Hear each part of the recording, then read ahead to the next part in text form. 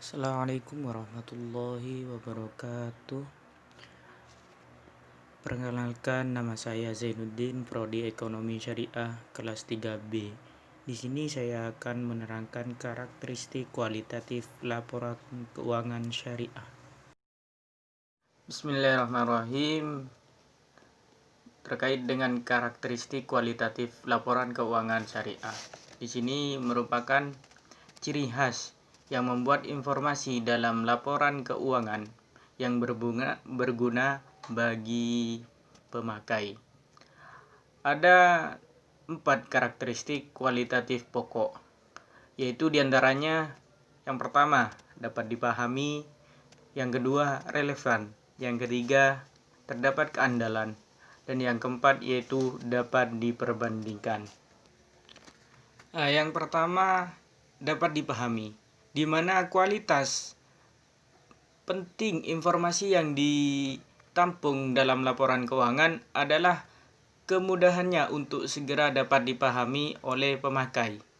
Maksudnya, pemakai diasumsikan memiliki pengetahuan yang memadai tentang aktivitas ekonomi dan bisnis, akuntansi, serta kemauan untuk mempelajari informasi dalam ketekunan yang wajar.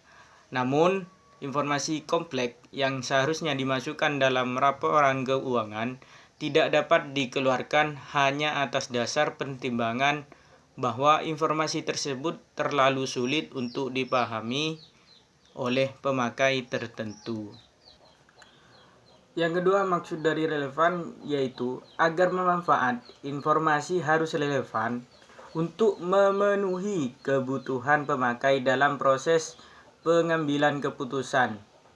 Informasi memiliki kualitas relevan kalau dapat mempengaruhi keputusan ekonomi pemakai dengan membantu mereka mengevaluasi peristiwa masa lalu, masa kini, serta masa depan, serta menegaskan dan mengoreksi hasil evaluasi mereka di masa lalu.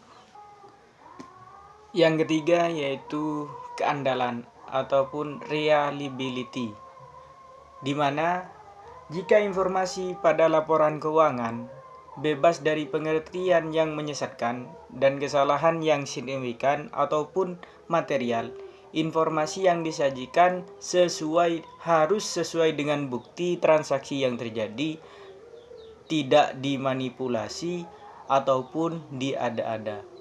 Ada beberapa kriteria laporan yang dapat diandalkan. Yang pertama yaitu penyajiannya harus jujur, yang kita kenal dengan bahasa faithful representation, atau disajikan sesuai dengan kejadian transaksi. Yang kedua yaitu substansinya mengungguli bentuk, yaitu yang diutamakan adalah substansi transaksi, bukan bentuk hukumnya. Yang ketiga yaitu harus netralitas, yaitu disajikan untuk kebutuhan umum, bukan untuk kebutuhan pribadi ataupun pihak tertentu.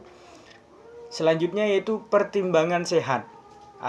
Harus ada pertimbangan sehat.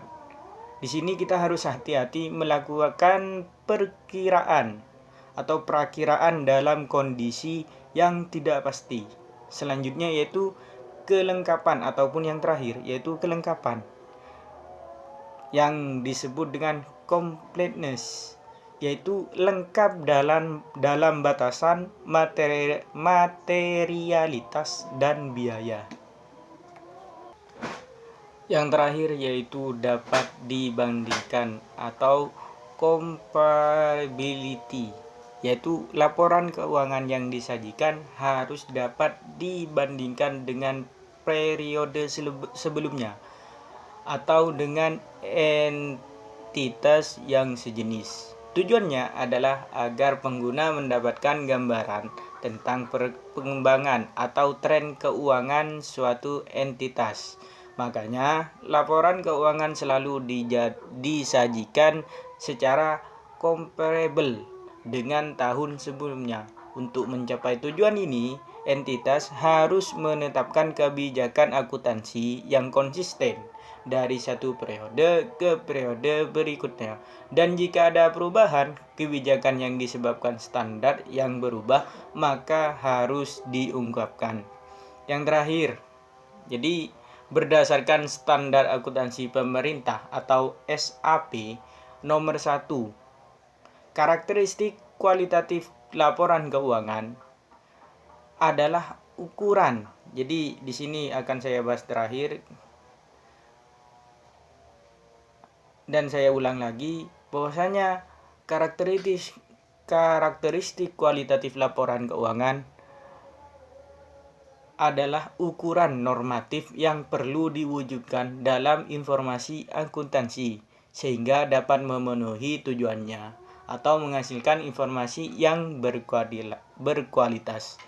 Dalam Statement of Financial Accounting Concept atau SFAC nomor 2 tahun 1980 tentang Qualitative Characteristic of Accounting Information mengisyaratkan bahwa informasi akuntansi yang berkualitas harus menunjukkan manfaat yang lebih besar daripada biaya yang dikeluarkan untuk menyajikan informasi tersebut, yang mana suatu informasi akuntansi dapat dikatakan berkualitas jika para pengguna laporan keuangan berdasarkan pemahaman dan pengetahuan mereka masing-masing dapat mengerti dan menggunakan informasi akuntansi yang disajikan tersebut sebagai dasar pengambilan keputusan. Mungkin itu saja dari saya. Assalamualaikum warahmatullahi wabarakatuh.